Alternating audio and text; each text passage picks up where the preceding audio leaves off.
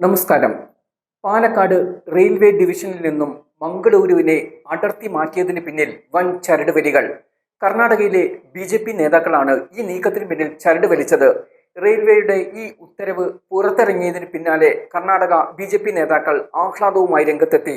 തങ്ങളുടെ ഇടപെടലിലാണ് ഇത്തരമൊരു നീക്കമുണ്ടായതെന്നാണ് MP-മാരും അടക്കമുള്ള BJP നേതാക്കൾ ഒന്നടങ്കം പറയുന്നത്. തീരുമാനത്തിൽ തനിക്കുള്ള പങ്ക് വിശദീകരിച്ചുകൊണ്ട് കർണാടകക്കാരനായ കേന്ദ്ര റെയിൽവേ സഹമന്ത്രി V സോമണ്ണയും രംഗത്തുണ്ട്. ഉള്ളാൾ ഉൾപ്പെടെയുള്ള മംഗളൂരു മേഖലയിലെ സൗത്ത് വെസ്റ്റേൺ റെയിൽവേയിലെ മൈസൂരു ഡിവിഷനിലേക്ക് മാറ്റിയത്. ഇതിനായി വലിയ സമ്മർദ്ദമാണ് കർണാടക BJP നേതാക്കൾ നടത്തിയത്. പാലക്കാടിന് സംഭവിച്ച നഷ്ടത്തിൽ കടുത്ത പ്രതിഷേധമാണ് മുഖ്യമന്ത്രി VD സതീശൻ പ്രകടിപ്പിച്ചത്. മംഗലാപുരത്തെ പാലക്കാട് ഡിവിഷനിൽ നിന്നും വേർപെടുത്താനുള്ള തീരുമാനം ഏകപക്ഷീയമാണ്. തീരുമാനം പുനഃപരിശോധിക്കണം എന്നാണ് കേരളത്തിന്റെ ഒറ്റക്കെട്ടായ ആവശ്യം. പ്രശ്നപരിഹാരത്തിന് കേന്ദ്ര സർക്കാരിനെ സമീപിക്കുമെന്ന് മുഖ്യമന്ത്രി പറഞ്ഞു. വളരെ പ്രധാനപ്പെട്ട മംഗലാപുരം ജംഗ്ഷൻ ഒഴിവാക്കിയതിലൂടെ പാലക്കാട് ഡിവിഷന്റെ വരുമാനം ഗണ്യമായി കുറയും.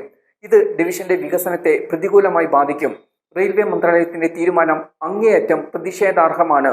നിലവിൽ സദേൺ റെയിൽവേയിൽ ഉൾപ്പെടെ ഉള്ളാൾ മുതൽ മംഗലാപുരം വരെയുള്ള പ്രശ്നങ്ങൾ സൗത്ത് വെസ്റ്റേൺ റെയിൽവേയിൽ ലയിക്കുന്നതോടെ സദേൺ റെയിൽവേക്കും കേരളത്തിനും വലിയ നഷ്ടമാണ് സംഭവിക്കുന്നത്.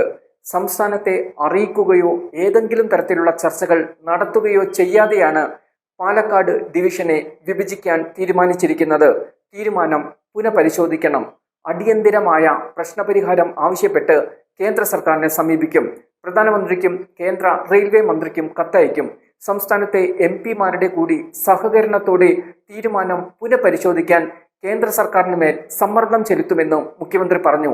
2024 ജൂലൈയിൽ മംഗളൂരു സന്ദർശിച്ചപ്പോൾ പാലക്കാട് റെയിൽവേ ഡിവിഷനിൽ നിന്നും മംഗളൂരുവിനെ അടർത്തി മാറ്റണമെന്ന ആവശ്യം തന്റെ ശ്രദ്ധയിൽപ്പെടുത്തിയിരുന്നു.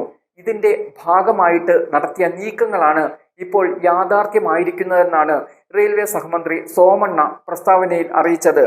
കർണാടകയുടെ നിർണായകമായ ഒരു സാമ്പത്തിക തുറമുഖ കേന്ദ്രം എന്ന നിലയിൽ മംഗളൂരുവിന്റെ റെയിൽവേ ശൃംഖലയെ പൊതുവായ ഒരു ഭരണപരിധിക്ക് കീഴിൽ ലയിപ്പിക്കുന്നത് ബിസിനസ് അനുകൂല സാഹചര്യം മെച്ചപ്പെടുത്തും. റെയിൽവേ മന്ത്രി അശ്വിനി വൈഷ്ണവിനും പ്രധാനമന്ത്രി നരേന്ദ്രമോദിക്കും നന്ദി അറിയിക്കുന്നു. സോമണ്ണ പ്രസ്താവനയിൽ പറയുന്നു, മംഗലാപുരം റെയിൽവേ മേഖലയെ പൂർണ്ണമായും മൈസൂർ ഡിവിഷനിൽ കീഴിലാക്കി മാറ്റിയ നടപടിയെ ഉടുപ്പി ജില്ലാ BJPയും സ്വാഗതം ചെയ്തിട്ടുണ്ട്. തീരദേശ നിവാസികളുടെ കാലങ്ങളായുള്ള ആവശ്യമാണ് ഇതിലൂടെ നിറവേറ്റപ്പെട്ടതെന്നാണ് BJP പ്രതികരണം.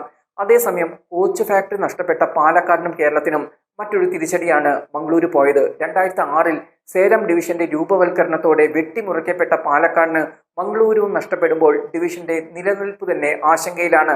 കർണാടകത്തിലെ പഴയ മൈസൂർ പോലെ പേരിനൊരു ഡിവിഷൻ മാത്രമായി പാലക്കാട് മാറുമെന്ന ആശങ്കയാണ് ഇപ്പോൾ ശക്തമാകുന്നത്.